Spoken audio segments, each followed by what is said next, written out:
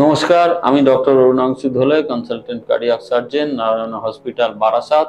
World health day এই সম্বন্ধে আমি বলতে চাই যে আমরা সমস্ত কিছুর খবর নিই বা সমস্ত কিছুর খেয়াল রাখি এক্সেপ্ট আমাদের নিজেদের হেলথ। আমরা বিশ্বের সমস্ত কিছুর খবর রাখি, কোথায় কি হচ্ছে না হচ্ছে, কিন্তু দিনের শেষে দেখা যাবে যে আমার 8 ঘন্টা ঘুমই হচ্ছে না। মোবাইল ঘাঁটতে গিয়ে আমরা দেখি যে আমাদের ঘুম চলে গেছে, রাত 12টার আগে আমরা ঘুমোতে পারি না। তো আমার মতে স্বাস্থ্যকে যদি সুন্দর করতে হয় তাহলে আমাদের দৈনিক একটা ফিজিক্যাল এক্সারসাইজ করতে হবে এবং রাতে প্রত্যেকদিন আমাদের 8 ঘন্টার একটা নিশ্ছিদ্র ঘুম দিতে হবে, যেখানে কোনো ডিস্টারবেন্স থাকবে না।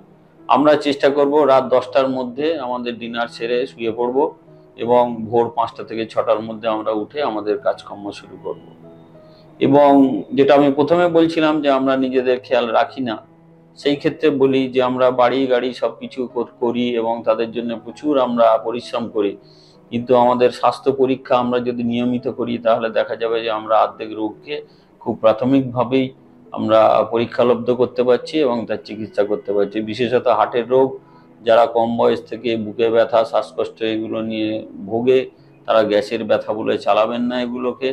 তারা ডাক্তারবাবুর কাছে যান, পরামর্শ নিন, কোলেস্টেরল চেক করান, একটা ইসিজি করুন, প্রয়োজনে যদি করোনারি অ্যাঞ্জিওগ্রাফি করতে হয় সিটি অ্যাঞ্জিও করিয়ে নিন।